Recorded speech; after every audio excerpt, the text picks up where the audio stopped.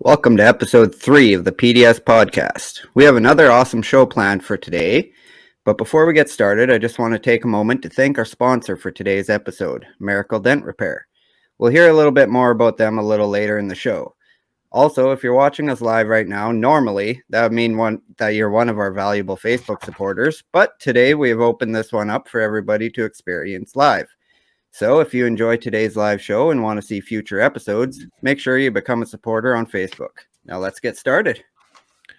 Our special guest for today is Prairie Storm Chaser, Braydon Morisseau, based out of Alberta, Canada. Hi, Braydon. Hello.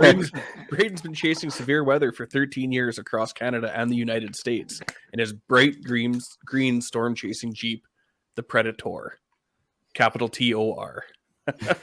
Welcome to the show, Braydon. Thanks for joining us. Thanks for having me. So go ahead, Curtis. I was just going to ask the Predator. That's pretty cool. What's the story there? I actually didn't come up with the name. It was actually Chris Streaks out of Montana that came up with the name.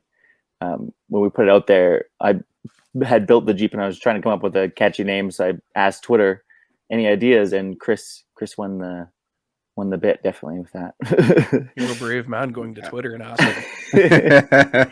Yeah, I think it's a very fitting name, that's for sure. Otherwise it would have been Stormy McStormface, probably. Also cool. Cool. I like it. A good day to talk about storms with it being blizzarding across the prairies. Isn't that something? Welcome to winter. Yeah, this last week.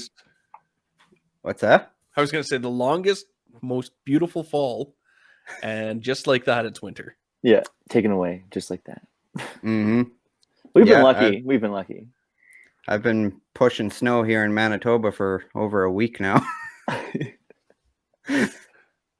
The tough part about the long fall is I had enough time to clean my yard up and then make a mess of it about 3 different times. And then this time I got caught. I've still got crap everywhere. Oh, no. So I'm hoping we get another melt here. Yeah. Today's been pretty good here. It's been melting quite a bit, but we also got some rain and freezing rain happening. So who knows what that's going to turn into. Yeah, that was the shitty part about the system is you got rain first and then it froze and then a bunch of snow on top. It was not great for driving conditions. Mm-hmm. Where are you right now, Braydon? I'm in Cochrane right now, but we were in Banff on Sunday, and a friend of ours drove, and we woke up to like 35-40 centimeters of snow in Banff. Oh man. Yeah, so we're like, I don't think we're going anywhere. we managed to dig out, but it was definitely a sketchy drive home. Wow. A very sketchy hungover drive home. Perfect. Well, I I know a couple places here in Manitoba got like 42 centimeters on Remembrance Day there, but I think the majority got like 20 to 30, but there was a few up in the 40s, and it's just like for the first snowfall of the winter, that's quite a big amount. Yeah. How about that flooding in BC like Joshua was talking about? That's pretty crazy, eh? Yeah, the Coquihalla is just non-existent in a lot of spots. Yeah, I know. What was it? The town of Merritt had to be fully evacuated. Yeah. We were supposed to be down there for work right now. We were supposed to be in Castleguard. We're doing drone stuff with a company called Osprey Integrity. So like doing like scanning of above ground oil tanks and stuff like that. But they're doing some underground like mining work, and we were supposed to go, but they were supposed to pick me up in Banff on the Sunday, and Highway 93 was closed. So I ended up getting left behind, which is okay. Especially fly out now. Yeah, and I think they are even trapped down there now. I think they were closed by Fernie there for some stuff too, so they were stuck down there probably. But yeah, there was between Saturday morning and Monday night, there was 24 BC communities that received over 100 millimeters of rain. Jeez. That's just insane. Yeah, and that wasn't even the most. There was a Chilliwack, Squamish, and a couple more topped out at 200. Yeah, jeez. And the winner was Hope, BC, with 252 millimeters. Can you imagine? No. I don't want to imagine. We haven't had 252 millimeters of rain in the last 10 years. Yeah. My hot water tank leaked a couple days ago. That was enough water in the basement for me for a while. Like, yeah, that's wow. Yeah, that's a lot. That's a lot of rain. But it's good if we can get more of that in, like, not that extent, but more precip into the prairies would be good. Yeah, we definitely need it, especially after this season. Yeah. It's very dry and uneventful. Yeah. Well, Hard the to believe. border, so I was going to say, with the border opening, maybe you can go south next year. Yeah, hopefully. I'm planning on it, so it'd be really good. Yeah, you planning on going down for a few weeks in May? Yeah, definitely. I'm thinking maybe the last few weeks in May, depending on if it looks crazy. Probably end up down there for the whole month, but yeah. I'm stuck deciding if I want to go for 2 weeks or 4. I know I need the 4 weeks after the last 2 years of not going down there. Yeah, yeah. A little therapy. Yeah. Derek Turchin saying it's blowing snow and some rain with very strong winds in Humboldt right now. Jeez. My family in Humboldt. Hello. Oh, do you? Yeah. It's on Derek, is it?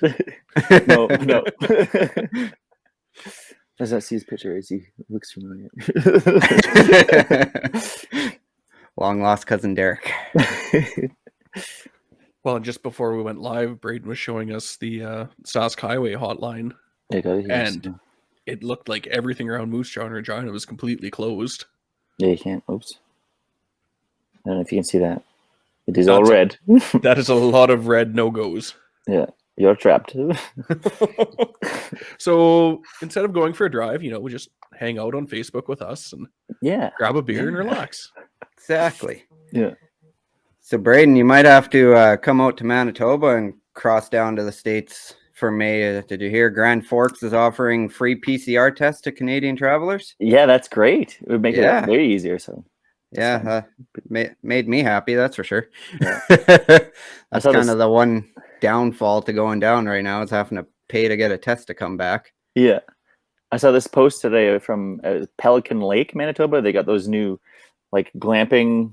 They're like the geodome with the glass, so you can, like, open air camp kind of thing. Oh, sweet. That would be cool. Yeah, so maybe stop there, do that, and then hit the planes down there. So that'd be sweet. Yeah. That'd be cool for, like, Aurora too. So totally. Yeah. That's cheating. Come on, stay warm, lay back, set the camera up, time lapsing. If you're not getting frostbite, you're not doing it right. Exactly. Did you get out on that Thanksgiving weekend, Braydon? Yeah, we just popped up just north of Cochrane here, not super far or anything, but we checked it out. Awesome. Yeah, right. And then there was two. That first one and then the second one. The second one we had gone to bed because it was big Chinook here, so it was pretty clouded over. So like, wow. And then I woke up. I had what was it? Sleep paralysis. Oh, have you ever had that? No, I haven't had it, but I've heard of it. Yeah, so you're like, you feel awake, but you're not awake, and you can't move. I had never experienced it before. Well, that would be terrifying. The most terrifying thing ever. I was like, turned to the side, and I couldn't, like, turn my head, but like I could see myself, but not. Like, it was weird. Yeah. Ugh. So yeah, I woke up in like a hot sweat and like got up and got some water and looked outside. I'm like, the clouds are gone and there's Aurora everywhere. Threw some clothes on and went. go from sleep paralysis to Aurora chasing. Yeah, seriously. Like, I don't want to go back to sleep now. So Dan Madden's had it before. Oh, like, yeah. So I hope it's not a storm chasing thing. No, I really don't want to experience that.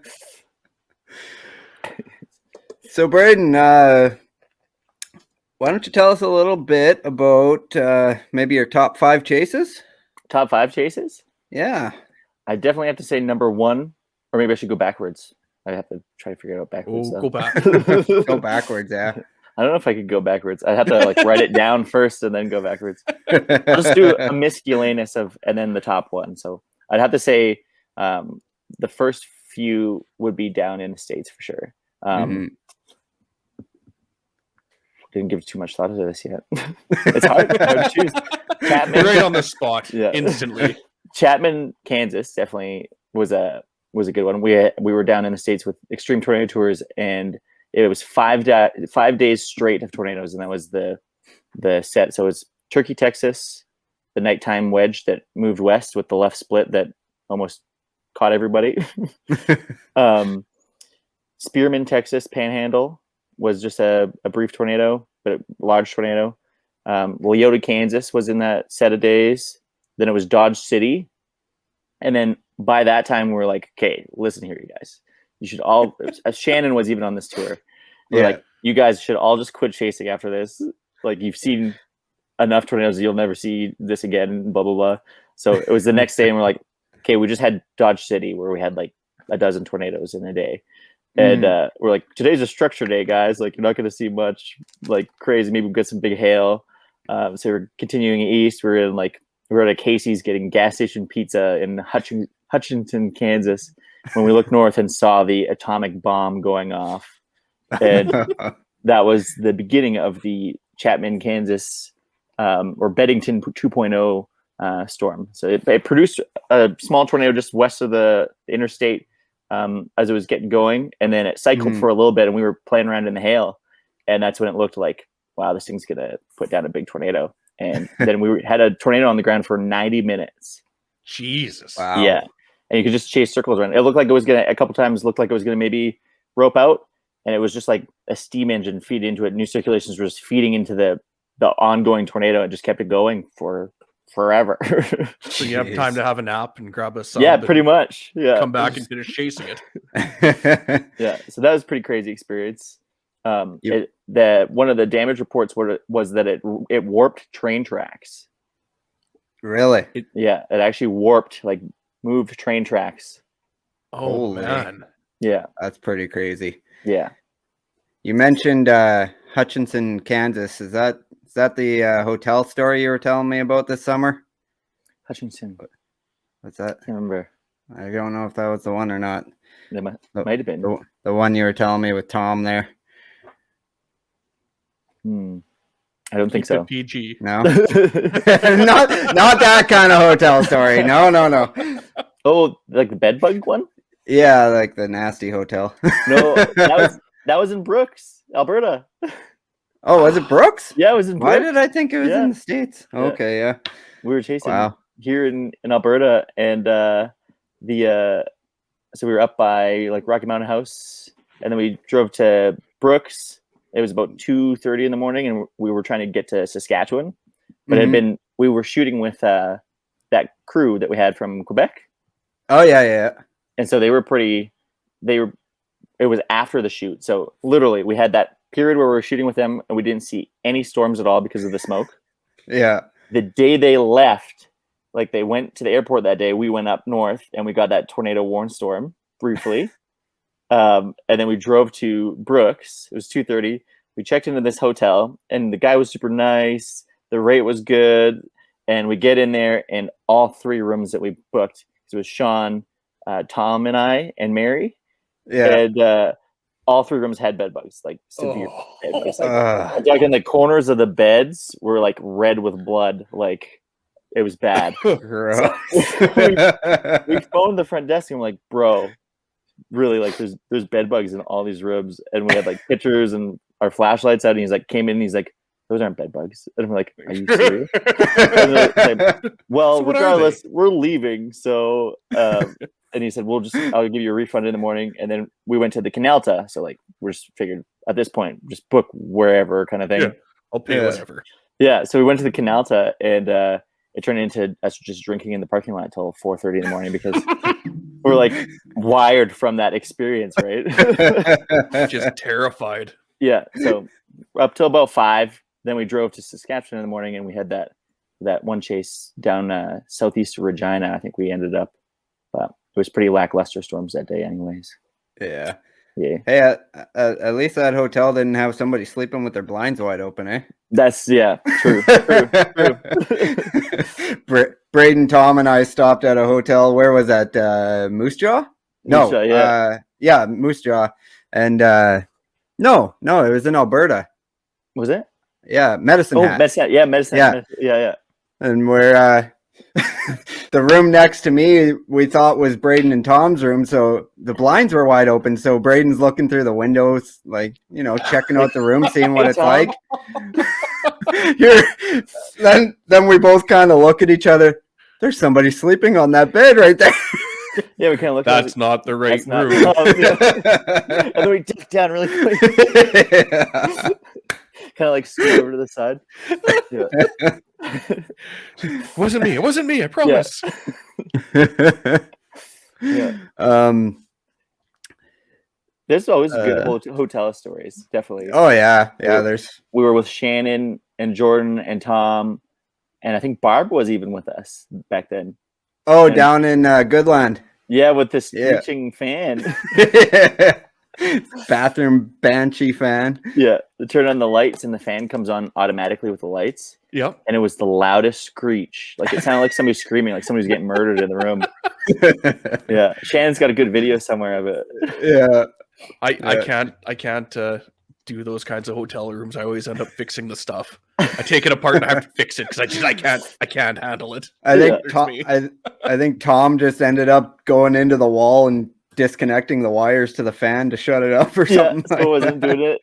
Otherwise, you couldn't go to the bathroom in the night. Otherwise, it would just be screeching all night. Yeah, and it was whoa. Power just went out. Oh, it's back. You saw it live right here on the PDS podcast. It's storming in Saskatchewan. 7:19. And this is why I am screaming from my hotspot because I figured that this was going to happen. Smart. Curtis's screen might get dark. Yeah, everything will disappear here for a few minutes, but it'll come back. Jeez. If it's raining, we'll probably be missing power poles in the morning. Yeah, seriously. Yeah, those are gonna get pretty heavy with ice, I'm sure, tonight. Even that storm last week, we were losing power poles in Manitoba here. There's, I think, 1,700 customers without power or something in the Interlakes. Jeez. Yeah. So you, I guess we got a little off topic there. If you wanted to get back to your top 5 chases. Oh no, that's good. So I think that was one. We've got Chapman was one of them. Alexander, Manitoba, definitely up there. Oh yeah, that one. Yeah, Scarth would have been a good one, but it was. It was. Yep.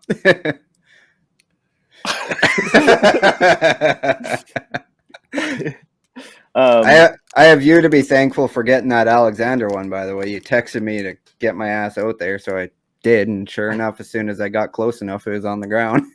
It was just a quick one. It was nice. Yeah, it was pretty. Yeah, it was very pretty.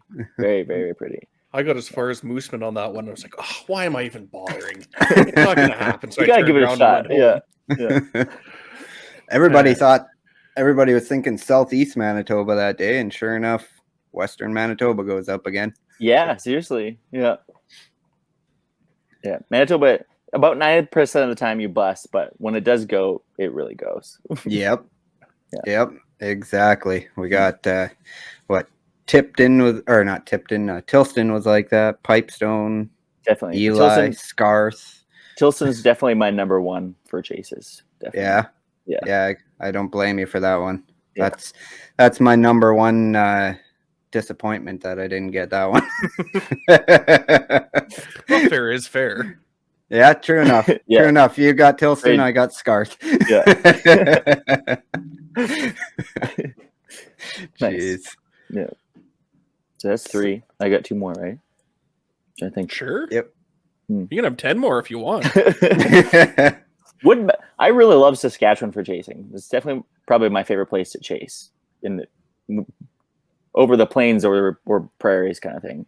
Saskatchewan's definitely the best in my opinion. It's because you can watch your dog run away for days. Exactly. You don't even have to be close to the storm and you can see it. That's true. Yeah, Saskatchewan's got a special place in my heart for storms for sure. Yeah. I'd have to, I'll pick my last 2. I'll just make my last 2 Saskatchewan ones. We'll go Wood Mountain and Kenneston, Saskatchewan. That was a good one. Keniston? Yeah, Kenneston. It was like a South of hybrid Saskatoon? tornado day. Yeah. Keniston. Yeah. Oh, yes. We say it again. How do you say? Keniston. Kenneston. Yeah. Nailed it. Isn't Keneston like a cream? Yes. Oh, no.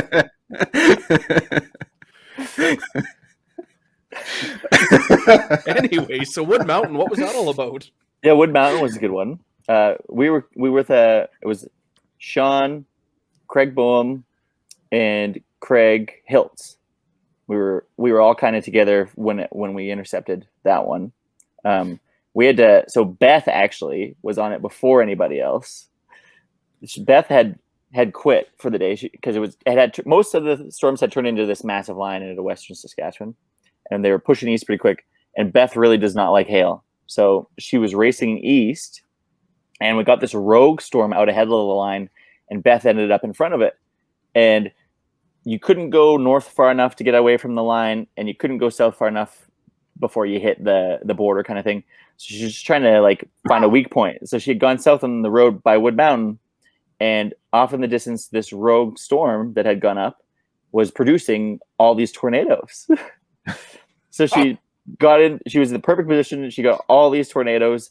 We were trying to catch up, so we core punched from the north, and so I was out ahead a little bit, and it came over to this hill. You crest this hill, and you come kind of down into a little bit of a ravine.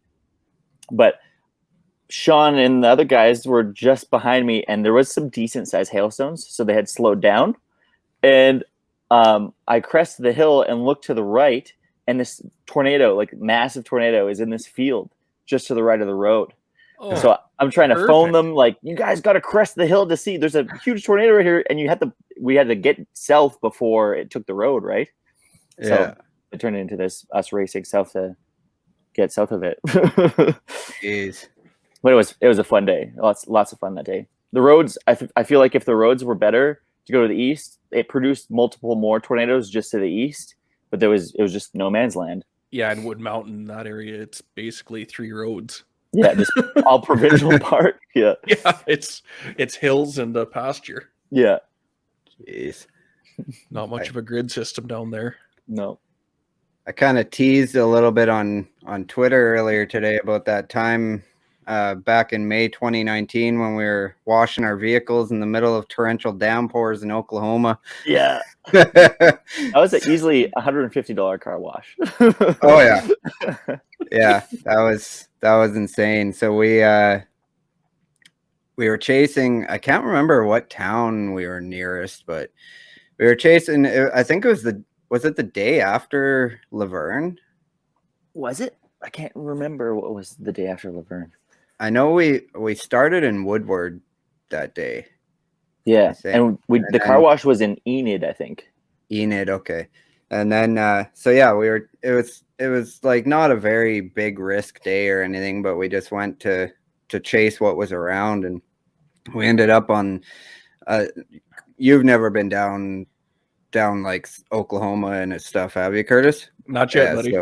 So the roads down there are undesirable, to say the least, when they're wet.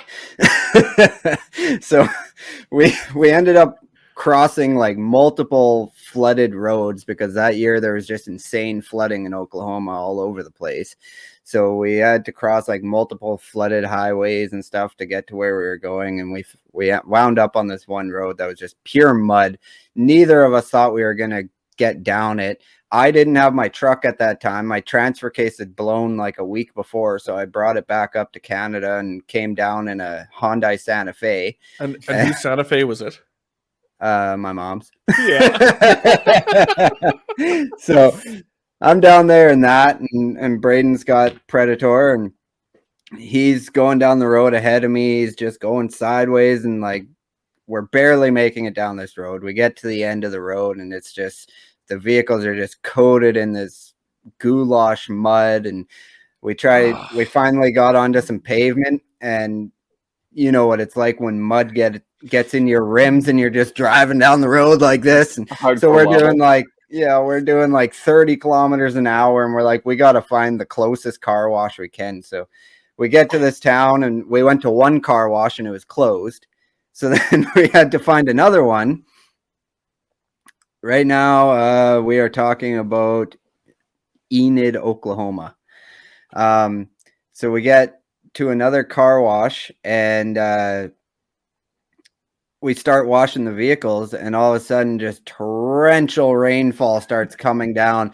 There's a sewer drain in the parking lot. It's got a whirlpool going around it, and all the doors on this car wash are open. We're just getting soaked in there while all this rain's coming down. All these people driving by us looking like we're friggin' idiots washing our cars in the friggin' rain. Like pouring rain. Yeah, like that was intense rainfall.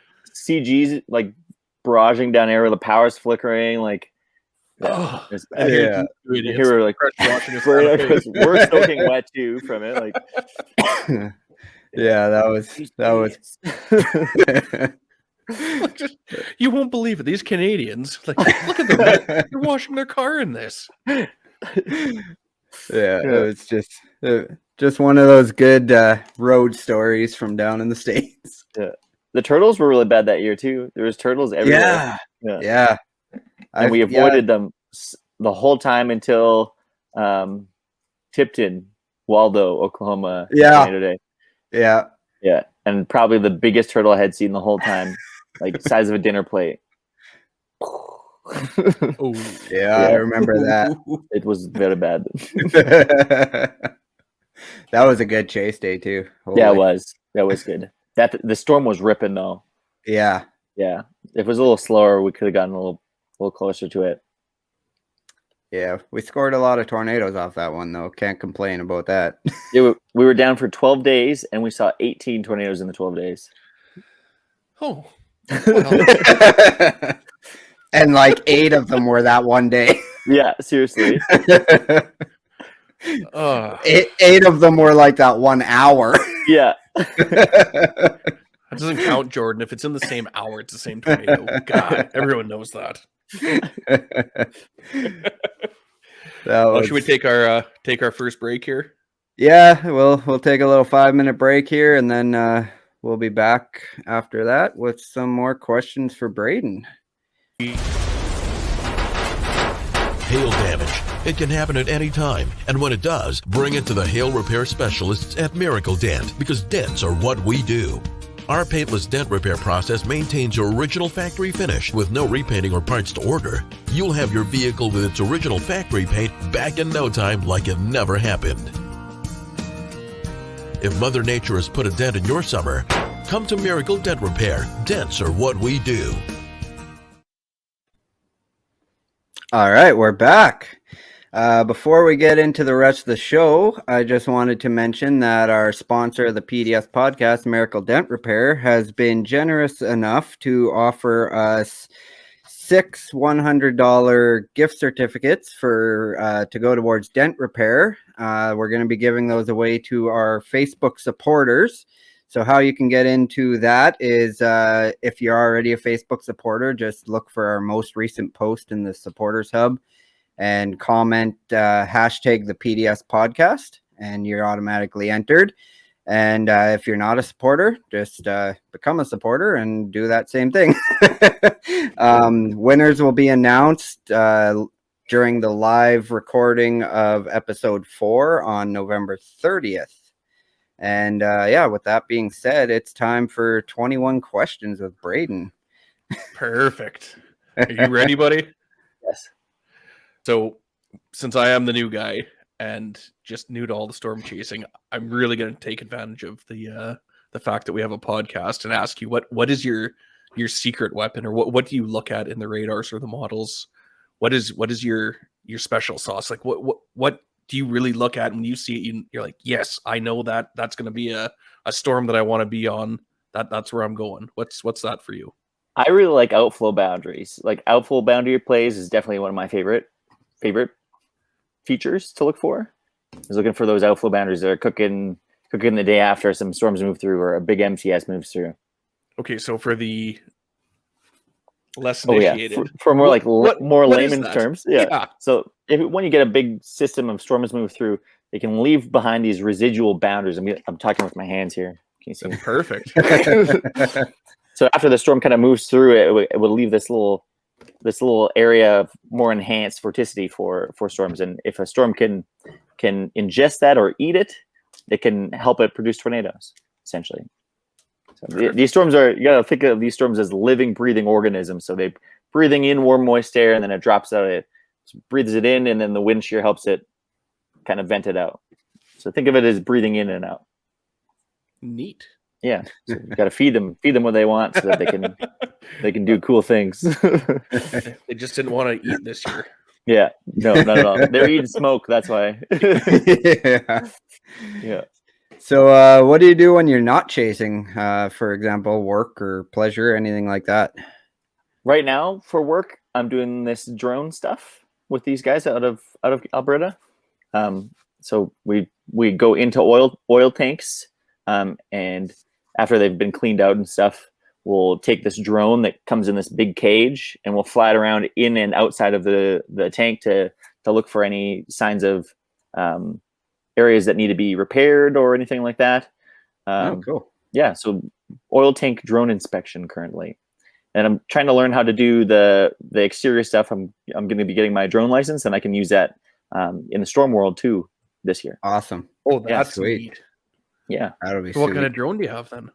A Mavic 2. Okay. Yep. And then the one that we use that's in the ball is called the Helios. And then they've got a few other ones. They've got a Wingtra, a Trinity. They've got an M210, M300. They've got a whole arsenal of different kinds of drones. Wow. I didn't even know oil tank drone inspection was a career. Yeah, I didn't either. That's pretty cool. Yeah, it's a lot of fun. And you're on the road too, so that's always fun. There's some kind of reminiscent of storm season, even though it's cold out. Very, very cold out. And obviously the obvious question, what do you enjoy the most about storm chasing? I like driving a lot. Yeah. I really like driving. Yeah, that's probably one of my favorite parts. Is just the long drives, blaring music. Just really feeling the road. Eating the nuke and pukes and the jerky. Yeah, Slurpees. Yeah, midnight Slurpees. That explains why I'll already be in a parking lot half asleep in the truck when you show up. Yeah, awesome. And just meeting people along the way is a big part of it too, right? Like getting to talk to people about weather and talking with other people that share that passion for weather, like you guys, like just all of it, being able to meet up with everybody. And yeah, awesome. Right on. So how did you get interested in storm chasing? Do you have any training in meteorology or like self-taught, or how'd that all happen? When I was really young, I didn't do too well in school. And one of the ways they found that I would engage was through weather. So they brought in some weather books, and I started reading those. Did a lot of stuff online. I don't have any official meteorological background, just from what I've learned over the years online in books and from being out in the field. Oh, that's cool. Sweet. Do you think, or what do you think is a common misconception that people would have about tornadoes? Tornadoes. I'm gonna segue your question a little bit, because I think this is good. I think a big misconception about storm chasing is that it's all about adrenaline. I think people perceive it as this big, and sure, there's an adrenaline aspect to it, but it's real small. It's exactly. I think there's a lot more to storm chasing than people think as being so adrenaline driven. I find peace when I'm out there. Yeah, I find me too. Feel calm and quiet and just a really clear mind. Yeah, super special moments that not many people get to experience. Yeah, for sure. There's those very, very brief adrenaline filled moments, but a lot of it is just peaceful and calm, I find. Yeah. So you mentioned, or you hinted at it a little bit earlier, but you were a tour guide for, I'd say, one of the most well-known storm chasing tour companies for a number of years. Can you tell us a little bit about what that experience was like for you? Yeah. So I actually, back in 2000, I want to say it was either 11 or 12, I went down to the States on that tour as a guest. And with one of my buddies that I graduated with his dad, because he really was interested in weather too. And so we're like, well, let's go on this trip together. So we went down to the States and we met a whole bunch of people on the tour too that we still talk to. They were actually just up here a couple of weeks ago. They're from England. And wow. To this day. So it's been 10 years now since we were on that tour together. And they still haven't seen a tornado yet. Oh, no. Yeah. Wow. Yeah. And so here, I'll tell you another little story. So they actually went down a few years ago on a year that I didn't go down to the States, and they were asking where should we go if we wanted to like storm chase and stuff. So I was kind of giving them like now casting for them so they could go chase on their own kind of thing. And they got some really nice storms, but they didn't get any tornadoes. And the one day I was like, you guys are going to see a tornado today. They woke up in Lyman, Colorado. And it was the day of the, oh no, I'm drawing a blank on it. The multiple tornado day. Yeah, you guys remember the day? I take pictures, so I can't remember. So it was. The storm sat there and produced like 8 tornadoes that day. But they were feeling defeated, so they left and they went to Roswell instead. And then by mid-afternoon, the storm went up and produced all these tornadoes just southwest of Lyman. I got to remember the name of the town. One sec. I'll pull it up here. Getting old. Can't remember tornado dates anymore. Colorado. Simla, Colorado. There was the Simla, Colorado day. Okay, yeah. I know what one you're talking about now. Like massive, prolific tornado producing storm, and they were in Roswell looking at aliens. Oh man, that's rough.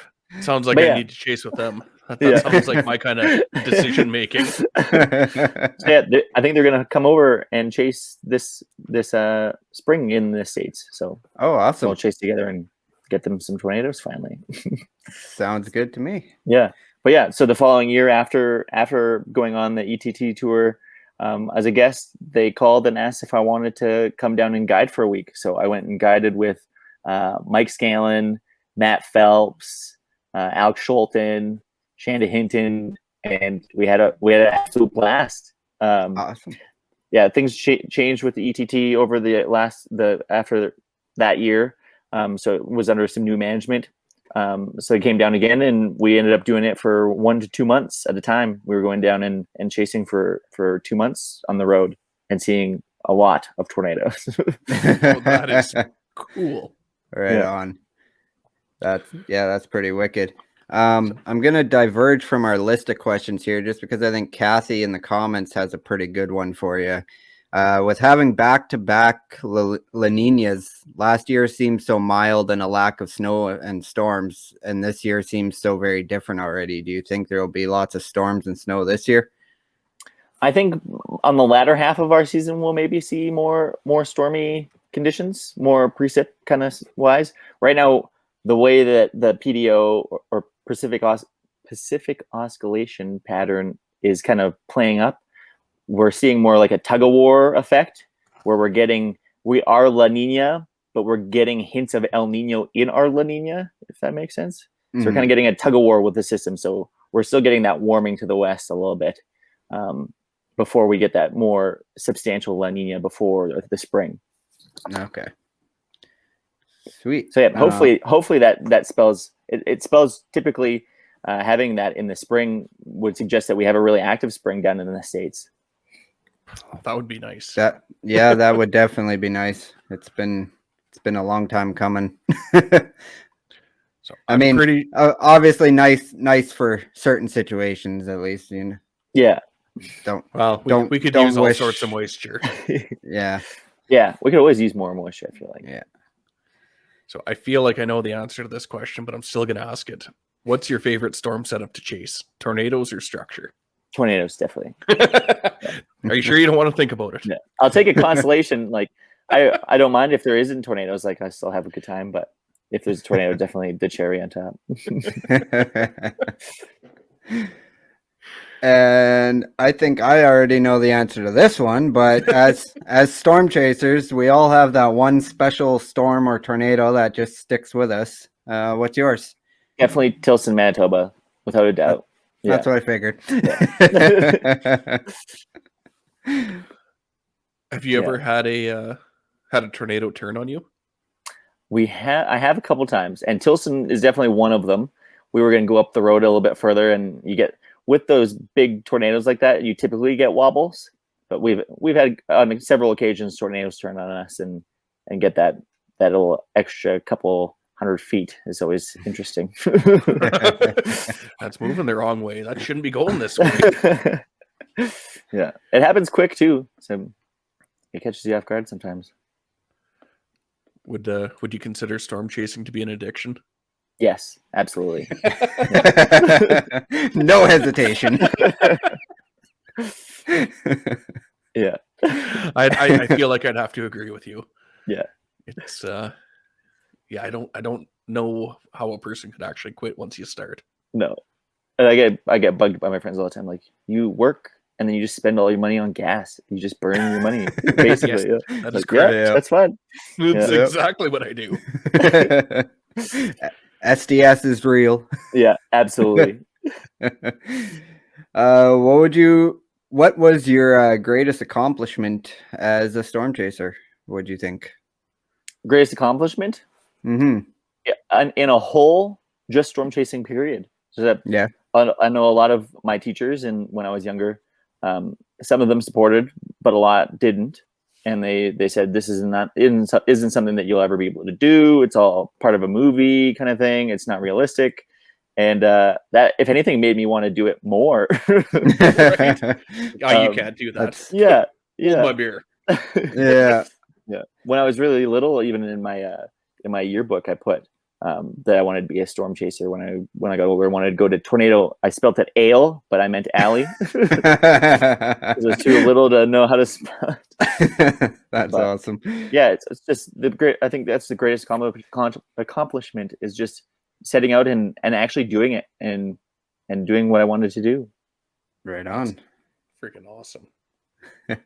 So on the opposite end of that, what would you say your biggest disappointment has been as a storm chaser so far? Missing scarf. If you have one.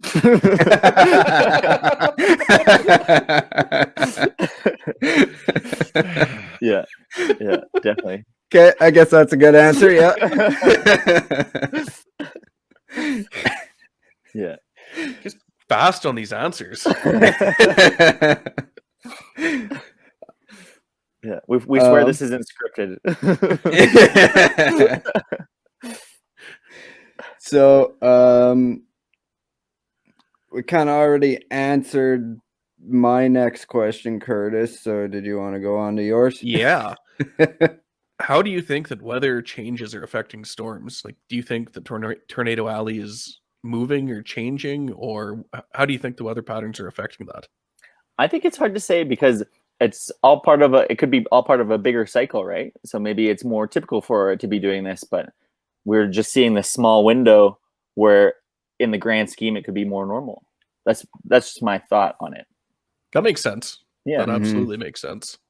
We got a very small sample size from what we're basing these geographical locations off of, in painting these alleys. It could very well be different. Yeah, and one event can completely change the face, right? You get one big tornado outbreak and it's back to normal kind of thing, right? Yeah. Bring those numbers back up, and next thing you know, it's typical Tornado Alley is back. Well, I never doubted it. I mean, look at 2019. That was a record year for Oklahoma. Yeah, it was. And then from 2019, was it the May 20th, the super high risk day? Was it? Mm-hmm. From that day, the 20th. Yeah, from that day, 2 years. So it was it this year? Yeah, this year. This year was the first year that they had a tornado warning or a tornado watch issued in 2 years since that day. Really? Yeah, it had been Wow. 2 years since they had issued a tornado watch or warning. I believe it was one of the two in Oklahoma since May 20th. That massive high risk blast that we were down there. It's sad. But it's good. It's good. It didn't pan out because that would have been a very bad day. Yeah. Well, yeah, it would have had to have been a watch because we had Laverne was warned on the 23rd. That was in 2018 though. No, that was 2019. Was it 2019? Yeah. May 23rd, 2019. Follett, Texas to Laverne, Oklahoma. Oh yeah, it was too. Yeah. There Yeah, you go. that's what I thought.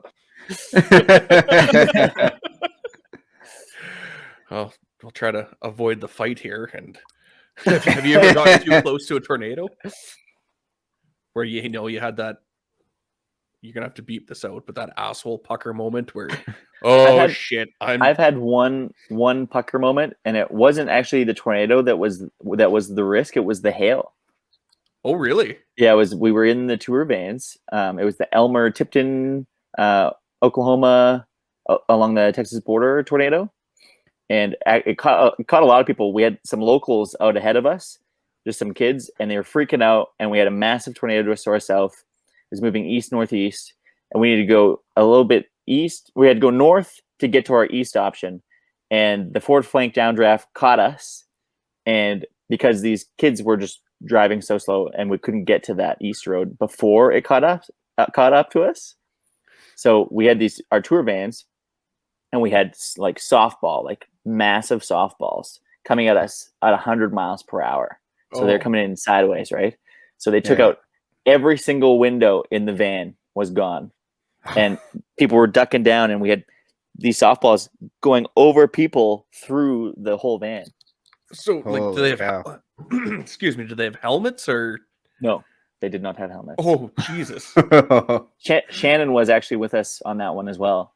Oh, really? A couple people took some massive hailstones to the leg, but that's why they signed the waiver. So pack hockey equipment for van tours. Yeah, definitely. Yeah. So that's definitely a pucker moment. Is having all the windows blown out and having those softballs coming through the van is definitely not ideal. No. Oh, he's hacking. He's dabbing. He's dabbing.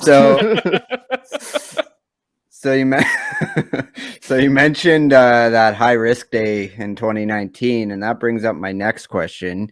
Do you think chaser convergence has significantly impacted storm chasing in recent years? Absolutely. It makes it very difficult to storm chase. If you depending on where you're setting up, like I know you see very little people in the bear's cage. You don't see a whole lot of cars. Like you'll see people, your typical people. Like you'll see Reed, see Aaron Rigsby, Aaron J-Jack. You'll see that crew of people, kind of thing, right? As soon as you step away from the bear's cage, you're screwed. You're completely stuck in gridlock traffic sometimes. Oh yeah. So, the reason I associate that with that high risk day is because that's where I ended up. Yeah. We did too, but we ended up in, were you with Tom and I that day? No, I was with Jason and Kirsten Harris that day. Yeah. So we were coming up around that little kind of mountain thing by Magnum. Oh yeah. And we were on it was a marked road, and all of a sudden we were in this asylum. Like we come into this yard and there's a tornado warning. So there's all these sirens going off in this yard. It was like a prison yard, like a prison asylum yard. And all these people were like up against the fence with their like hands through the chain link, like watching us drive by. And we're like, we are not supposed to be here for sure.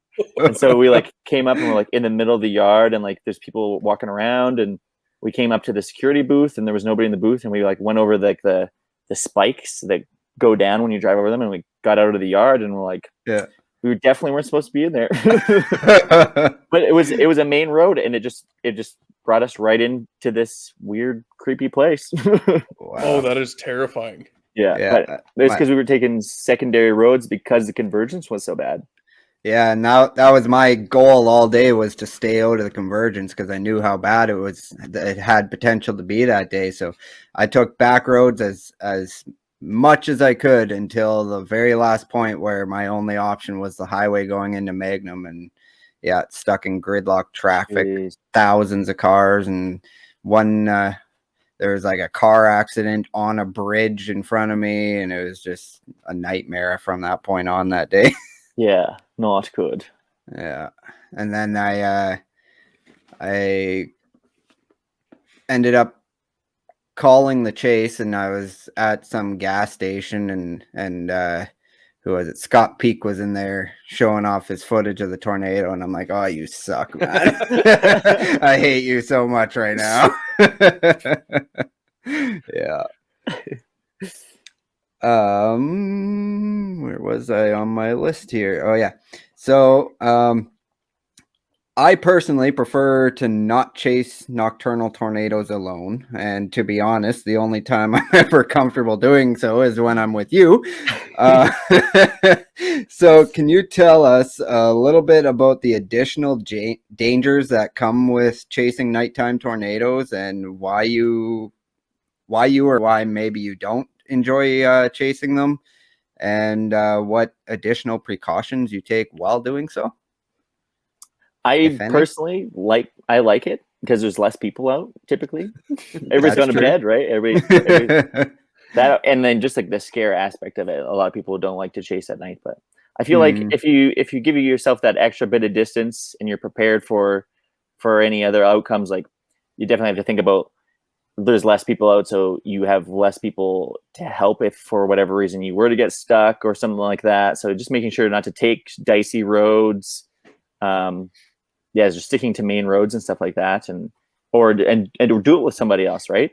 Do it as a team and go with a couple people if they're comfortable with going out there at night as well. Yeah, for sure. It's important that I feel like if some chasers can night chase, it's really important because that's the risk definitely increases for the public too, right? There's people going to bed, and if there's tornadoes ongoing, people need to get those warnings and stuff, right? Yeah, that's for sure a good point. I know the one really memorable kind of after dark chase for me was Laverne that day, and there was some kind of sketchy moments that night. Yeah.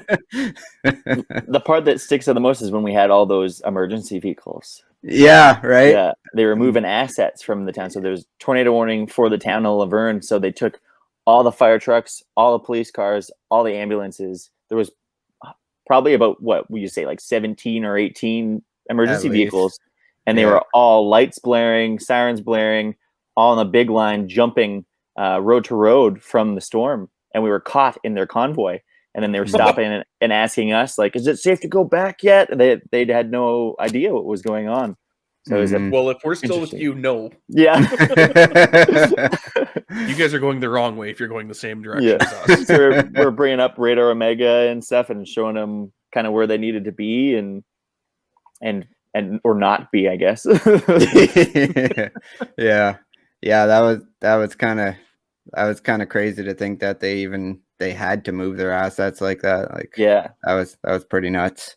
In case a tornado comes through, then they can go back in and assist, opposed to being part of the destruction themselves. Yeah, which exactly. Makes sense. I never thought of it that though. Like that makes perfect sense. Yeah, just creepy to see, definitely. Yeah, for sure. Like they're ditching you. They're like, we're out. Yeah, it's a pretty intense situation when all the emergency crews are evacuating town. Yeah, but you mentioned something about Radar Omega in there and having the lights and stuff, so that kind of leads me into my next question. Is Predator is a fairly recognizable vehicle and definitely not stock. What what all have you done to it? Like what do you have in there for equipment that helps you be safer or predict storms or chase? Like what all have you done to it to help you out in the storm chasing? I haven't done a whole lot inside. We've got some extra storage and stuff like that. The data logger is housed inside, and then I've got some special mounts up front for phone and all that. It's all exterior work. So I've put out an exterior roll cage that adds some extra roof protection for hail. That breaks it up quite nicely, and it also houses our Campbell Scientific weather station. And then the entire exterior of the vehicle is coated in Line-X truck bedding.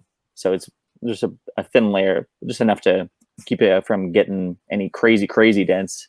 So that protects his hail too. And then an optic armor polycarbonate. It's a 1/4-inch polycarbonate windshield. So I can actually, because the side profile is so vertical, I'm not so much worried about the side windows. If we are getting horizontal hailstones, I've got bigger problems. Well, yeah. So, but yeah, usually you can point it at the wind and the windshield. I've taken a ballpoint hammer to the windshield and it's been fine. Really? Yeah. That's insane. I'm going to need to get one of those because I have a big crack across my windshield right now that it got cold. I got a hail chip this summer and it cracked once I turned the defrost on the other day. Oh, no.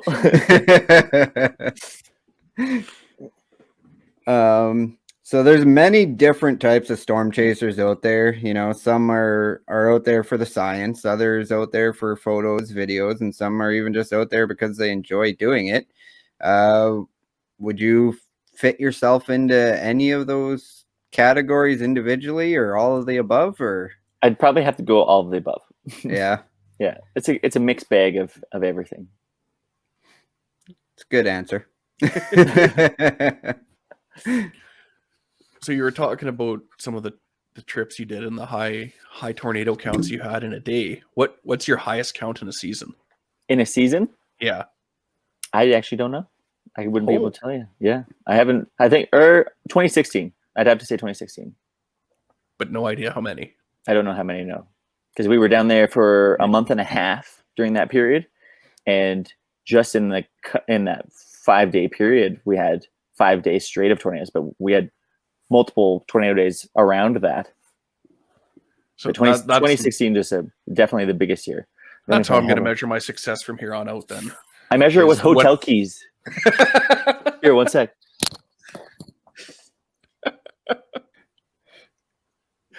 This ought to be interesting. Yeah, he just disappeared, so I'm thinking he's coming back with a book full of keys. Yeah, so I measure my season and how crazy the season was storm-wise in how many hotel keys you have by the end of the season. So for those of you listening on a podcast, he has about a 3-inch stack of hotel keys. And 26. So this is just for this year, and I have a few more in this drawer that are getting added to this. But the 2016, picture this, but doubled for the 2016 season. Wow. Yeah. That is a good way to memorize it, though. Yeah. I gotta give you credit for that one. How much have you been chasing by the amount of hotel keys you have? Yeah. my hotel key stack's only about half as thick as it was last year. So yeah. So I've only got one more question here, and it's kind of when I was out creeping on your Twitter profile. It looks like you and your fellow teammates at Prairie Storm Chasers were recently involved in a CBC documentary called Wild Canadian Weather, and it looks like it premieres on January 15th. Do you want to tell us a little bit about that, or give it a plug? Or it premiered January 15th in 2019. Oh, yes, I haven't updated so far off. But yeah, it's just yeah, right. I was so excited, like, oh, I found something. Well, didn't you have a crew out with you this year? Yeah, so he was an independent out of Quebec, and he's doing a 80-minute documentary called Quintessence.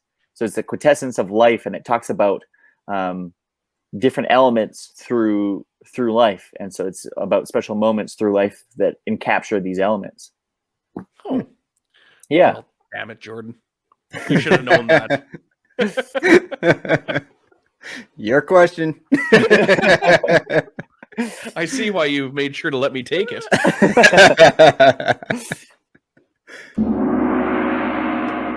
Know what that means, Curtis? It means I got the wrong question. I think it means it's time for a game show. Yes, it does. Is that the sound from The Shining? Oh, I don't know. It's just a It's gong sound that I have. That gong is the same sound as when it goes to the little girls in The Shining on the drive-in movie screen in the movie Twister. Oh, Really? Yeah. why don't you want to play with us? Yeah. Interesting. Well, that just tied it into this podcast a lot better. Yeah. I mean, it's totally planned that way. Yeah. We'll just cut all that other stuff out. Yeah. That's definitely that sound. I meant to do that. So our game show for today and for the last 3 episodes has been Guess the Tornado. It hasn't been really successful. Yeah, so our first guest, Michaela, guessed it after the second fact. And our second guest, Travis Farncombe, guessed it after the first fact. And these have they've all been different tornadoes we're talking about. So we're hoping tonight the show can last a little bit longer with you. We're hoping with our luck, probably not. So yeah, basically with this, we give you facts about a certain tornado in history. It could be one last year, it could be one 100 years ago, and your goal is to guess which tornado we're talking about with those facts. You do have, if we run out of facts, you do have 2 lifelines, which basically just give you more additional, more detailed facts, and yeah, I think that's about all I can say about it. Yeah, don't say anymore. Yeah. We shouldn't even explain that anymore. So whenever you're ready for the first fact, just let us know. And then, yeah, if you can't guess it, if you want the second fact, just let me know. Okay, let's do it. All right. Fact number 1, this tornado traveled approximately 12 kilometers or 7.5 miles. Or 59.6 furlongs. Okay, I'll go second fact. Second fact, this tornado was approximately 150 meters wide or 490 feet wide. Okay, I'll go next fact. This tornado caused over $1.2 million in property damage. Is this the Edmonton 87 tornado? I think that's the first time I've gotten to use that sound for the game show. Is there more facts? There is. There's one more fact, yeah. Okay, I'll take the last fact. This tornado had a total of 28 fatalities. Was it the Regina cyclone? Bingo. Wow. I'm impressed.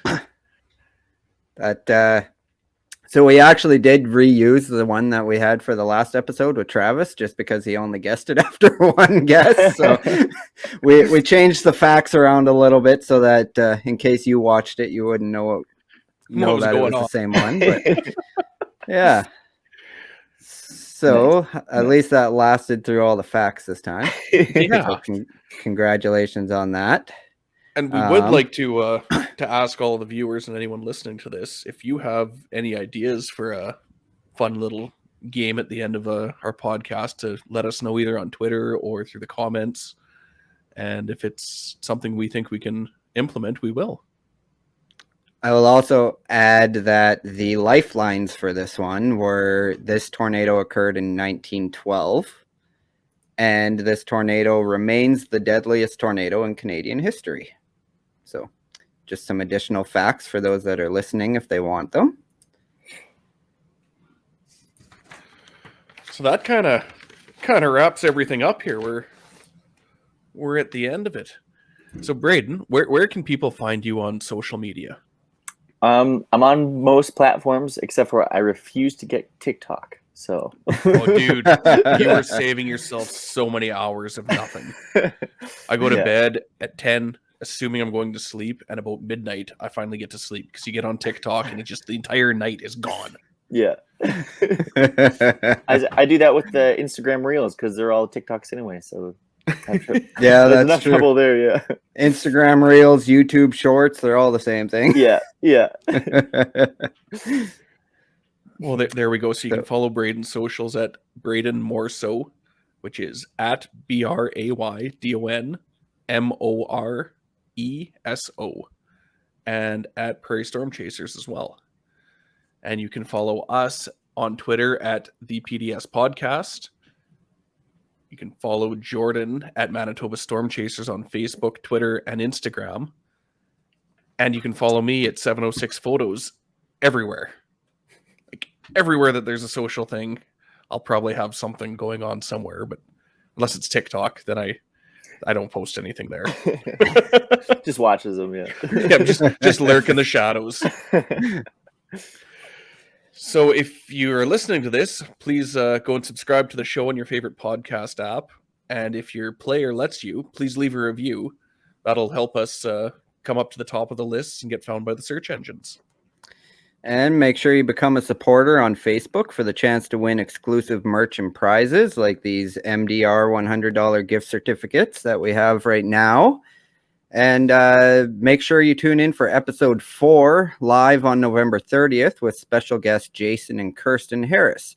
They're a storm chasing couple from Darwin, Australia, who travel the globe chasing tropical storms, hurricanes, and tornadoes.